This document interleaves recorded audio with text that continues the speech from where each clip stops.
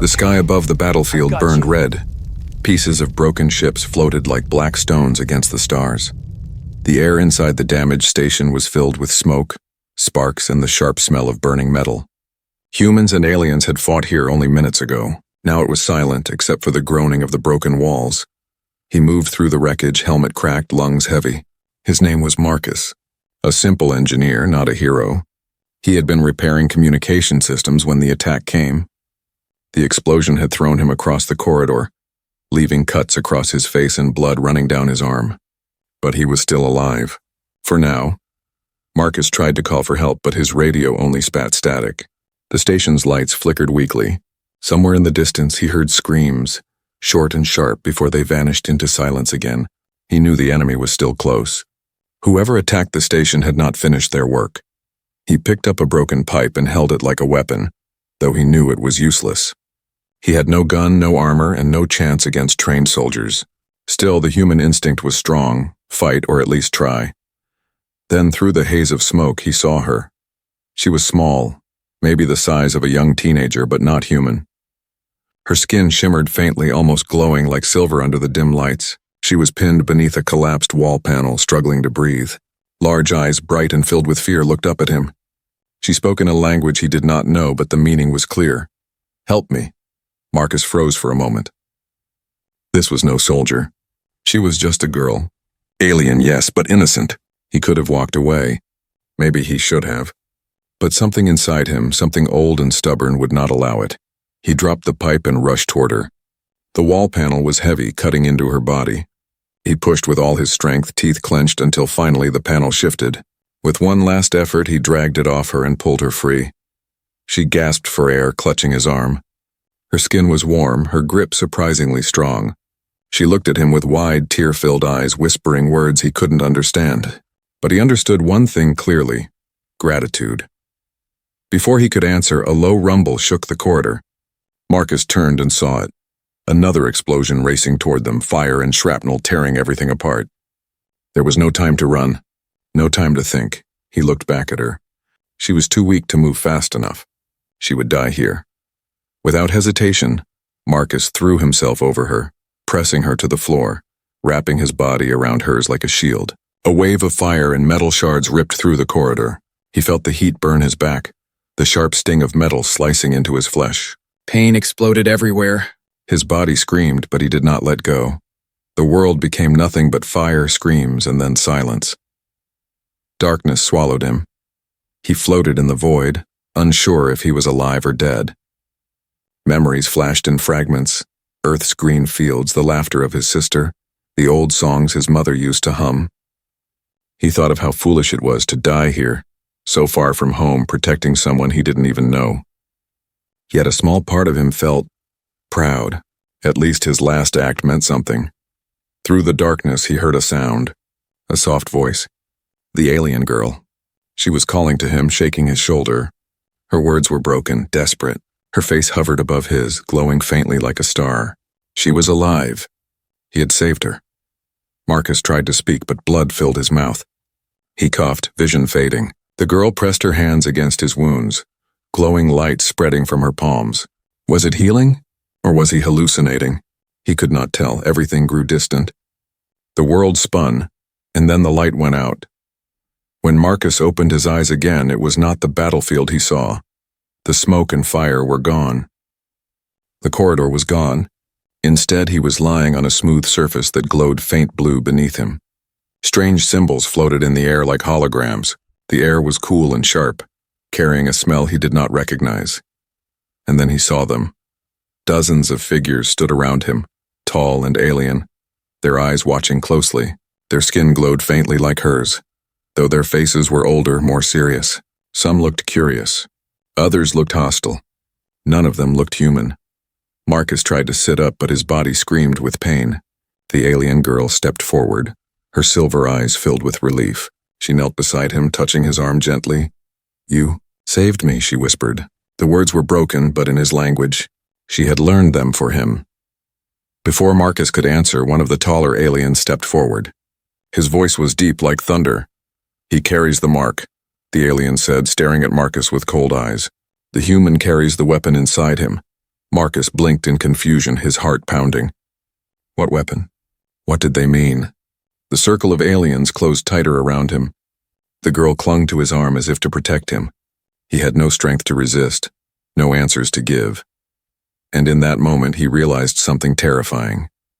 He had left one battlefield, only to wake up in another. Marcus opened his eyes slowly. At first he thought he was still inside the station, but the air here was different. It was fresh, cold, and smelled faintly of something sweet, almost like rain on stone. The ceiling above him glowed with soft light, not from bulbs, but from living veins of energy running through the walls. He lay on a smooth platform, his body aching everywhere. When he tried to move, sharp pain cut through his chest. He gasped, remembering the fire, the shrapnel, the heat burning his back. How was he alive? He should have been dead. Shadows moved around him. He turned his head and froze. Dozens of tall figures stood in a half-circle, staring down at him. Their skin shimmered faintly, some silver, some pale blue, some with faint golden patterns like veins of light running under their flesh. Their eyes were large, too large, and glowed faintly in the dim chamber. None of them looked human. None of them even looked friendly. Marcus tried to sit up, but two of the aliens stepped closer. They raised long, delicate arms and pressed him back down with surprising strength. He opened his mouth to protest, but no words came out. His throat was too dry. His voice had abandoned him. Then he saw her. The alien girl he had saved pushed through the circle. Her steps were unsteady, but her eyes burned with determination. She dropped to her knees beside him, placing her small hand gently on his arm. He saved me, she said in broken English, her voice trembling but clear. Do not hurt him. The aliens murmured among themselves, voices like a strange choir, layered and echoing. Marcus caught fragments of their words, though he did not understand the language. Some voices sounded angry, others curious. A few glanced at him with fear, as if he was a dangerous animal in a cage. One figure stepped forward, taller than the rest. His robe shimmered with moving patterns like constellations drifting across fabric. His face was stern, eyes glowing gold. He raised his long fingers and pointed at Marcus. He carries the fragments, the elder said, his voice deep and sharp, every word cutting through the silence. The others whispered louder now. Fragments, weapon, human, dangerous. The words were different, but Marcus felt them more than understood them. He looked down at his body and noticed something he hadn't before. Glowing marks ran across his skin, thin lines of light where the shrapnel had pierced him. They pulsed faintly like veins carrying fire instead of blood. Marcus's heart pounded. What did you do to me? He whispered, his voice broken and weak. The girl looked at him with wide, guilty eyes. She said nothing. The elder spoke again. The explosion? It chose you. The shards are inside you now. You are not only human. You are host. Marcus shook his head, pain shooting through his body. I don't understand. The girl clutched his hand tightly. They think you dangerous, she whispered softly, almost too quiet for him to hear. Some want destroy you. Marcus looked around. The circle of aliens had closed tighter. Their glowing eyes never left him. Some were full of wonder, but others burned with hate. He realized then he was not a guest here. He was not safe. He was a prisoner. He struggled to sit up again, ignoring the pain. I didn't ask for this, he said, his voice low but steady. I just tried to help her. The elder's gaze was unshaken. And in helping, you changed. Now you are the key? Or the end? Before Marcus could ask what that meant, the chamber shook violently. A deep alarm sounded, a low tone that rattled the walls. The aliens turned quickly, voices rising in panic. The girl's eyes widened with fear. She looked at Marcus and whispered one word he could finally understand. Enemy. The walls lit up with red symbols. Holographic screens appeared in the air, showing images of sleek black ships hovering outside the alien city. Their shapes were sharp like blades, their weapons glowing as they charged. The aliens shouted commands to each other, their calm broken. Some grabbed strange weapons that looked like spears of light. Others ran toward doors that slid open silently. Marcus forced himself to sit up fully, his chest burning, his back screaming with pain. He looked at the screens. The ships. He remembered them. They were the ones who had attacked the station. They were the ones who caused the explosion, and now they were here. The elder turned to him, eyes fierce. They come for you, he said. They will burn our world to take you. Marcus's blood ran cold. Him? Why? He wasn't a soldier. He wasn't a leader. He was just an engineer. But deep inside, he already knew the answer. The fragments. The weapon inside him. The alien girl gripped his hand tighter, her eyes shining with fear and trust. She whispered, "Do not let them take you." Marcus looked at her, at the aliens preparing for war, at the ships outside ready to strike. His body trembled with weakness, but inside something else stirred. A heat, a pulse. The glowing lines across his skin brightened, matching the rhythm of his racing heart. He clenched his fists, teeth gritted. He didn't know what he was becoming, but one thing was clear. He had just survived one battle, and another much bigger was about to begin. The chamber trembled as the alarm faded into the distance. Outside, the black enemy ships still hung in the sky like vultures waiting for a corpse. Inside, the aliens argued loudly, their voices echoing like a storm in the room. Marcus sat weakly on the glowing platform, every breath sharp with pain. He touched the faint lines glowing across his arms. They pulsed brighter whenever he felt fear. He didn't understand them, but he could feel something alive inside the marks. Not metal, not blood, something different. Something dangerous. The girl knelt beside him, refusing to move even as the others shouted around her. She held his hand tightly, her silver eyes filled with worry. Her touch was warm, grounding him, reminding him he was still alive. One alien, tall with blue-gold skin, pointed directly at Marcus. His voice was like a blade. "He is a threat. The human must be destroyed before the enemy takes him." Another, older and cloaked in robes of light, shook her head. "No, he is proof. Proof that a human can hold the fragments and survive. If we kill him, we lose what may be our only chance." The voices grew louder, splitting into two sides. Those who wanted him dead, and those who wanted him studied. Marcus felt their eyes burning into him like knives. Finally, the elder raised his hand and the chamber grew silent. His golden eyes stared directly at Marcus. "The fragments inside you are not just wounds," he said slowly. "They are shards of a weapon older than your kind. If you cannot control them, you will destroy us all." Marcus swallowed hard. His throat was dry, but he forced out the words. "I don't want them. I didn't ask for this." The elder's gaze did not soften.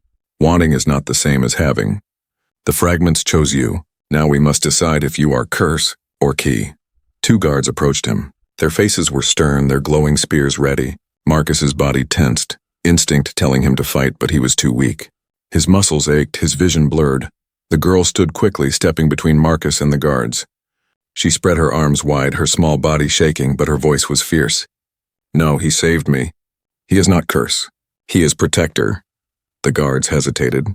The elder tilted his head, studying Marcus as though weighing a piece of unstable metal. Finally, he gestured. "Bring him. If he is protector, let him prove it." They carried Marcus through endless corridors. The walls glowed with veins of energy, humming softly as if alive. Strange symbols floated in the air, shifting when he looked too long at them. It felt less like a building and more like the inside of a living mind. At last, they reached a wide chamber. In its center floated a pool of light glowing and shifting like liquid stars. The energy seemed to breathe, rising and falling in slow rhythm. The elder spoke. "This is the heart of memory. It will show what lies inside you. If you are weapon, we will know." The guards forced Marcus forward. His knees buckled, but he stumbled closer to the glowing pool. The girl followed, her eyes never leaving him. When Marcus touched the edge of the pool, light shot through his body. The glowing lines on his skin blazed brighter, flooding the chamber with white fire. He cried out as visions filled his head. He saw endless stars, burning bright and dying in silence. He saw machines the size of moons, tearing worlds apart with beams of light. He saw armies, alien and human alike, falling to the same weapon, shards raining down like fire across galaxies. And then he saw himself. Not Marcus the engineer, not Marcus the man, a shadow of himself glowing with the same mark, standing at the center of the storm. His hands unleashed fire. His eyes burned like suns. Entire fleets crumbled before him. Marcus tore his hand away, gasping, stumbling back. His body shook, sweat running down his face. "No," he whispered. "That's not me. I'm not that." The elder's eyes narrowed. "The fragments show truth. You are carrier of their power."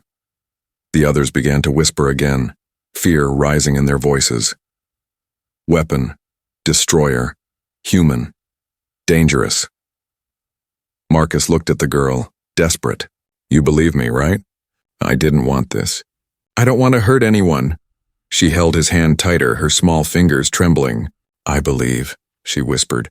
But even as she said it, Marcus could see fear in her eyes, not fear of him, but fear of what might happen if the others decided he was too dangerous to keep alive. The elder raised his hand again, silencing the crowd. He carries the weapon, yes, but he also carries choice. That is what makes humans dangerous. Marcus lifted his head, his voice unsteady. Choice? You think I'll just destroy everything because I can? The elder leaned closer, his golden eyes glowing. I think you will be forced to choose who lives and who dies. Before Marcus could answer, the chamber shuddered again. This time the tremor was not from memory or vision, it was real.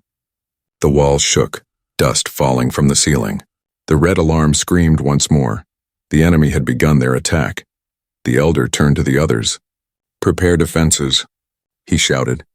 Then he looked back at Marcus. If you are a protector, prove it now, or we all die. Marcus's hand shook, the glowing marks pulsing with heat. His heart pounded in his chest like a drum. The girl squeezed his hand, her voice urgent. You must fight. Marcus looked at her, then at the terrified faces of the aliens, and finally at the holograms showing black ships breaking through the sky. He had wanted to live quietly, fixing machines, far from war. But war had found him, and now, whether he liked it or not, his choice had arrived. The alien city shook under the weight of the attack. Outside, the black enemy ships fired streams of burning light, striking the glowing shields that surrounded the towers. The barrier groaned and flickered with every blast. It would not hold for long. Inside the chamber, Marcus stood unsteady, his chest heaving. The glowing marks on his skin pulsed like fire veins, burning brighter with each explosion. He clenched his fists, but the light only grew stronger, spilling from his hands like sparks. The elder stared at him. The weapon is waking. You cannot run from it. Marcus shook his head. His voice was hoarse. I don't want it. I'm not your weapon. The girl stepped closer, gripping his arm. But you are, she whispered softly, though her eyes shone with fear.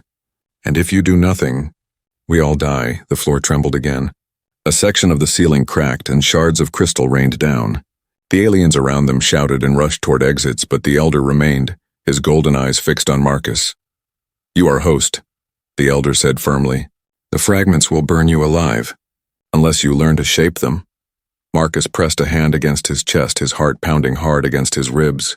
The glowing line spread upward, crawling across his neck and face like living fire. He gasped.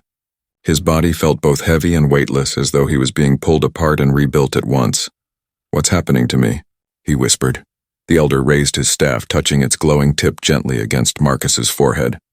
A shock ran through his body, and suddenly the marks flared bright. He fell to his knees, clutching his head. Visions poured into him again. Not of the past this time, but of himself in the present. He saw his blood glowing like liquid metal. He saw the shards buried deep in his bones, alive, pulsing like hearts of their own. And he felt it. Raw power waiting to be unleashed. Fire that could melt ships, light that could burn worlds, Marcus screamed, the sound echoing across the chamber. His body convulsed. The aliens stepped back in fear. Even the girl pulled her hand away, her silver eyes wide with shock. And then it stopped. Marcus collapsed forward, breathing hard. His body trembled, sweat dripping down his face. When he looked at his hands, they still glowed faintly. But now he understood they weren't just wounds. They were alive, and they were part of him. The elder's voice cut through the silence. You feel it now. That is the weapon inside you. Marcus looked up, his face pale, his voice shaking. If I use it, won't it destroy me too? The elder's golden eyes narrowed. Yes, unless you learn control. And you must learn quickly, for the enemy does not wait.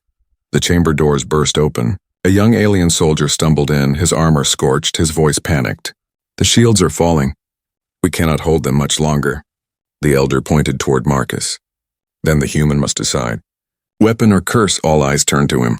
He felt their fear, their hope, their hatred.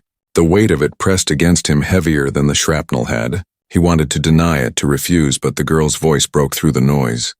Please, she whispered, do not let them take you. If they do, they will kill us all. Marcus looked at her. She was so small, so fragile, yet her eyes carried trust.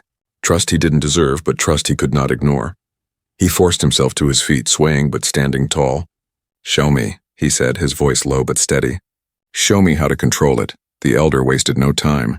He motioned and the chamber walls shifted, opening to reveal a training space filled with strange floating crystals. Energy crackled between them, arcs of lightning jumping in the air. "Focus," the elder commanded. "The fragments respond to will.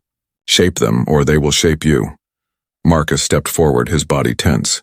The glowing lines across his skin pulsed brighter as the crystals hummed, drawing energy from him. His breath came heavy, his chest burning. He raised his hand. Light flickered between his fingers, wild and unstable. The nearest crystal shattered instantly, fragments exploding in all directions. The aliens ducked, shielding their faces. Marcus stumbled back, horrified. "I can't," he shouted. "It's too much." The elder's voice boomed. "Control his choice, choose."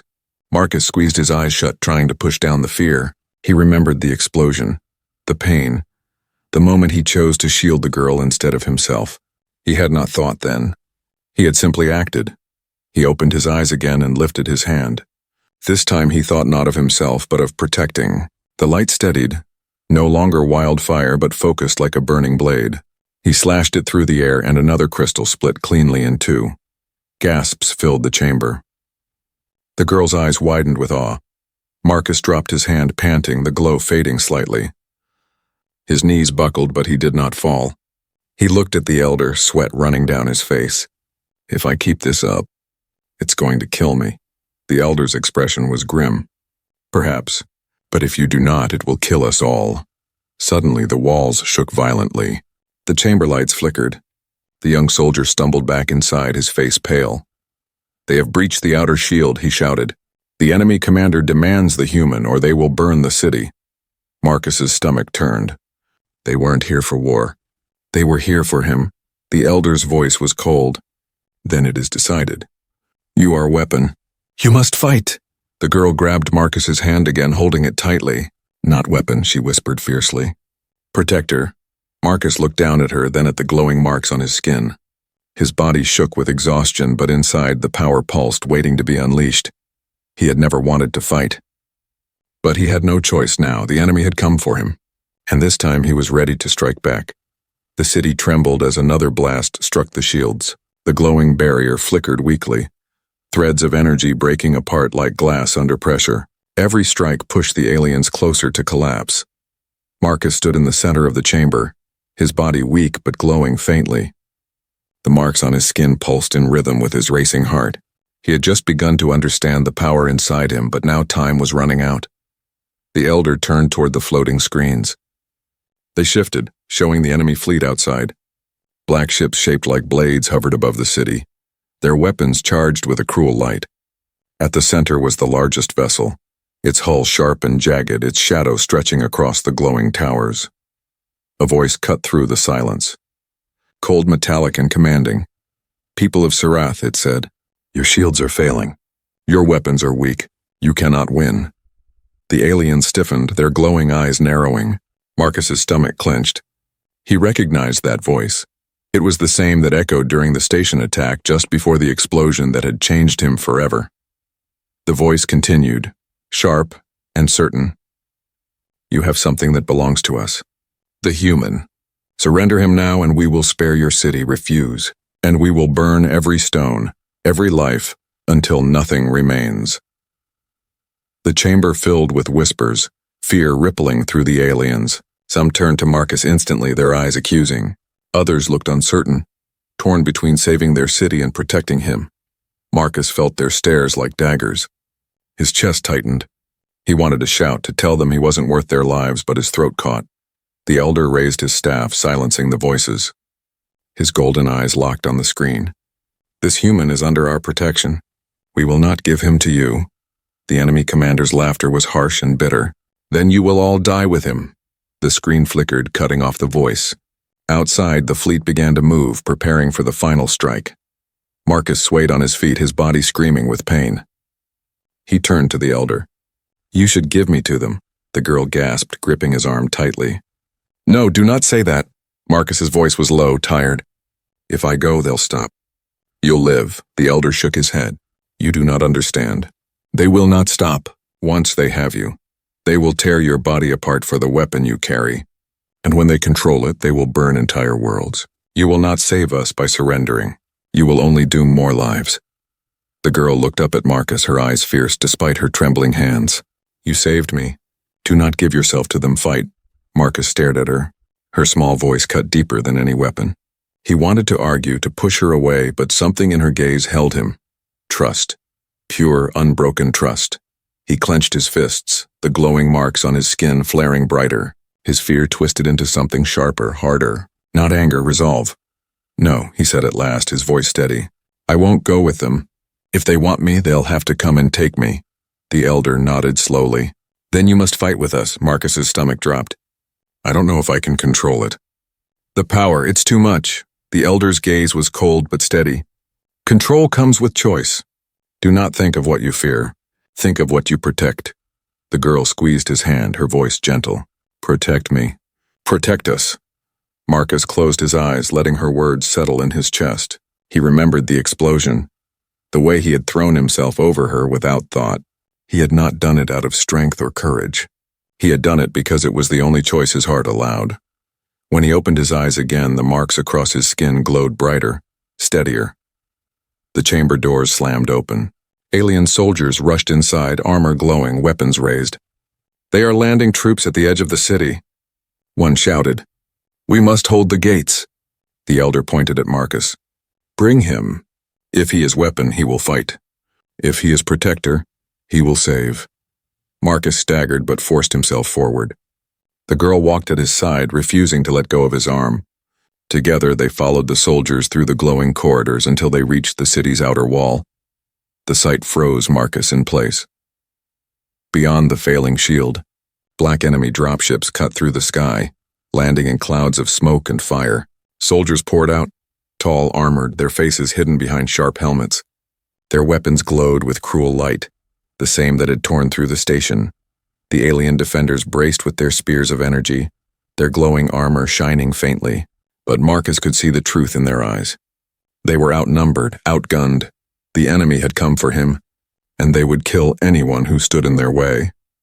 Marcus's body shook, but the heat inside him grew hotter, pulsing through his veins like molten fire. His skin burned, the glowing lines spreading wider, climbing up his neck and across his chest. He gasped, struggling to stay upright. The girl grabbed his hand. Breathe. Do not fear. Choose. Marcus lifted his head, staring at the waves of enemy soldiers marching through the smoke. His heart pounded, his hands trembled, but he remembered the elder's words. Do not think of what you fear. Think of what you protect. He looked at the girl, then at the city behind him, then at the enemy closing in. And for the first time, he stopped running from the power inside him. The lines across his skin blazed with light. His body ignited, fire and energy spilling out in a storm. The ground cracked beneath his feet. The air shook with raw force. The alien soldiers stepped back in awe. The enemy paused, their march slowing. Marcus stood tall, his voice steady and unyielding. You want me? He said, fire burning in his eyes. Then face me. The battlefield outside the city burned with fire and smoke. Enemy soldiers poured through the gaps in the collapsing shield, their weapons glowing with cruel light. The alien defenders braced themselves, their spears of energy raised high, but fear lingered in their glowing eyes. In the middle of it all stood Marcus. His body blazed with power, the glowing marks stretching across his skin like rivers of fire. His breath came heavy, his heart thundered, but he stood tall, facing the storm head-on. The enemy commander's voice rang through the air, amplified by machines. There he is. The human. The carrier of the fragments. Take him alive if you can. Kill everyone else, the order echoed like a death sentence. Enemy soldiers surged forward, their armored steps shaking the ground. Marcus clenched his fists, the light spilling from his hands like molten fire. For a heartbeat, fear gripped him. Fear of losing control. Fear of becoming the destroyer he had seen in his visions. But then he heard her voice. The alien girl. She stood behind him, small and trembling, yet her voice was steady. Do not be afraid, protect. Marcus's chest tightened. Protect, that was the choice. Not to kill, not to destroy, but to protect. The first wave of enemy soldiers charged. Marcus raised his hand instinctively. Light erupted from his palm, a wide arc of energy that slammed into the ground before them. The earth cracked, fire exploding upward, forcing the soldiers back. Gasps filled the air. The alien defenders stared in awe. Marcus staggered, the energy burning through his veins, but he stood firm. More soldiers fired beams of light at him. He raised his arm again, and the glowing lines across his skin flared brighter. A shield of energy burst into existence, the blasts striking harmlessly against it. The enemy hesitated. For the first time, Marcus saw something in their movement: hesitation, fear. But the power was not gentle. It roared inside him like a storm, demanding release, begging to destroy everything in its path. His vision blurred. His body shook. He could feel the weapon inside him pushing, pulling, wanting more. No, Marcus growled through clenched teeth. Not like this. He forced himself to focus not on the power, not on the fire, but on the girl's voice, on the faces of the defenders behind him. He thought of Earth, of the family he left behind, of the laughter of his sister, of the fields where he once walked free. Those were the things worth protecting. Not power, not war, life. The energy steadied. The wild storm bent to his will. Marcus lifted both hands, and beams of light shot outward. Not to kill, but to strike the ground in front of the advancing enemy. The earth split, throwing soldiers back, breaking their formation. "Fall back," one of them shouted. But the commander's cold voice overrode the fear. "Advance! He is only human. He will burn out." Marcus dropped to one knee, gasping. The marks across his body glowed hot, almost unbearable. He felt his strength slipping. He could let go now, release all of it, and destroy everything in front of him. But if he did, the girl, the city, maybe even himself, would be lost in the fire. He had to choose, and he chose restraint. He rose again, every muscle screaming, and unleashed his power in controlled bursts. He shattered weapons instead of bodies. He threw back enemies without burning them alive. He created barriers of light to shield the defenders, giving them the chance to strike back. The aliens fought harder now, inspired by his presence. Their spears blazed, their voices rose in battle cries. They were no longer fighting to survive. They were fighting with hope. But the enemy commander was not done. His massive ship descended lower, casting a shadow over the battlefield.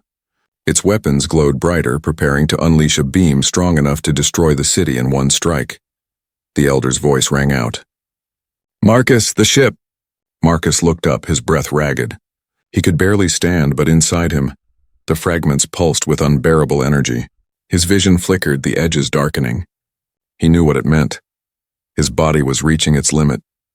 If he used the power against the ship, it might kill him. The girl's small hand touched his arm. Her silver eyes locked on his. "You saved me once," she whispered. "You can save them all, but do not lose yourself." Her words steadied him. He nodded once, then turned toward the sky. The enemy ship's weapon fired. A blazing beam of light cut through the air, screaming toward the city. Marcus raised both arms. The marks across his skin exploded with brightness, turning his entire body into a figure of fire and light. He roared, channeling everything into a single shield. The beam struck, the impact shaking the ground, rattling the towers, threatening to tear him apart. Pain ripped through him, every nerve screaming. His vision blurred to white. For a moment he felt himself slipping, the weapon inside him begging to take over, to release all control. But Marcus held firm. Gritting his teeth, he forced the energy into a single blast. With a cry that tore his throat raw, he sent it upward, colliding with the enemy beam. The two forces clashed in the sky, light exploding in every direction. For a heartbeat, it seemed the enemy's weapon would break through. But Marcus pushed harder, his choice burning in his chest. Not destroyer, protector. The beam split, shattered, and scattered into the air like dying stars. The enemy ship recoiled, its weapons silenced. Smoke poured from its hull. The smaller enemy soldiers faltered, fear spreading at the sight of their failing commander. Marcus collapsed to his knees, his body trembling, smoke rising from his skin. The glow faded, but he was still alive, barely. The battlefield grew quiet. The aliens stared in stunned silence. Then slowly they raised their voices, a chorus of awe and relief. The elder stepped forward, his golden eyes softer now. "You chose to protect, not destroy. That is what makes you human." Marcus barely heard him. His chest heaved, his vision dimmed. The girl knelt beside him, holding his hand tight, whispering, "You did it. You saved us. Marcus managed a weak smile, but deep inside he knew the fight was not over. The enemy fleet was still out there, and the weapon inside him was far from finished. Smoke rolled across the battlefield. The enemy's main ship drifted backward, its weapons burned and broken, trails of fire spilling into the sky. Smaller ships scattered, some retreating into orbit, others exploding in showers of light as alien defenders struck them down. The city of Sarath still stood. Its towers glowed faintly, cracked but unbroken. The shield flickered weakly, but it had not fallen. Against all odds, they had survived. At the center of the battlefield, Marcus knelt in the dust. His body shook, his skin scorched with glowing marks that pulsed dimly now as if exhausted. Every breath was a battle. His vision swam, fading between light and darkness. The alien girl crouched beside him, her small hand gripping his tightly. Her silver eyes shimmered with tears, but her voice was steady. "You saved us. You saved everyone." Marcus gave a weak laugh, though it sounded more like a cough. "Feels like I saved the whole galaxy with my ribs." She smiled softly, though worry still filled her face. "Do not joke. You almost died." Marcus's eyes closed for a moment, his head drooping. "Almost," he whispered. "But not yet." The elder approached, his golden eyes fixed on Marcus. For once his voice carried no judgment, only respect. "You stood against an army. You faced their weapon with nothing but will, and you chose to protect instead of destroy. You are not a specimen. You are a guardian." The surrounding aliens bowed their heads, some in gratitude, others in awe. The whispers of fear that once followed Marcus were gone, replaced with something new. Hope. But Marcus shook his head weakly. "I'm no guardian. I'm just an engineer who made the wrong choice to fix wires on the wrong day." The elder's mouth curved in the faintest smile. "Perhaps. But choice is what makes you human, and it is choice that makes you dangerous, even to those who wield greater power." Above, the enemy's flagship limped away, flames trailing from its hull. But before it vanished into the stars, a final message cut through the air. The commander's voice, cold and filled with rage. "This is not over, human. The fragments belong to us, and next time you will not escape." The signal ended. The ship warped into the void, gone. Marcus's blood ran cold. The enemy wasn't finished. They would return, stronger, and they would never stop hunting him. He looked down at his hands, still glowing faintly.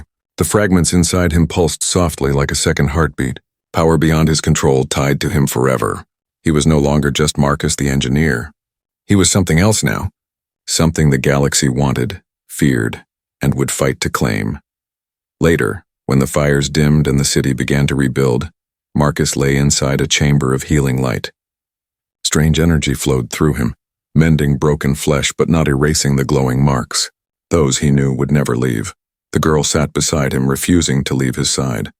She watched him quietly, her small hands folded on her lap. "You are different now," she said softly. "Not just human, more." Marcus opened his eyes, his voice rough but steady. "No, I'm still human. I bleed, I hurt, I regret. But I guess maybe that's enough." She tilted her head. "Enough to fight them again?" Marcus stared at the ceiling, at the shifting patterns of light. He thought of Earth, of home, of the sister he had left behind. He thought of the enemy's promise, of the way they wanted him as a weapon. He thought of the girl's trust, the aliens who now looked to him as protector. Finally, he turned to her. His voice was quiet but firm. "If they come again, I'll fight. Not because I want to, but because someone has to." Her lips curved into a small, relieved smile. She leaned closer, whispering, "Then you are one of us now." As Marcus drifted into uneasy rest, the elder approached, holding a crystal sphere filled with pulsing light. He placed it beside the human. "It was found within the fragments," the elder explained. "It carries a message.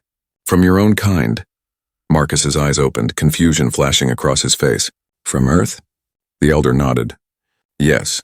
Someone on your world has touched the weapon before, and they left this for whoever carried it next." Marcus's chest tightened. The fragments weren't just an accident. They weren't just random shards.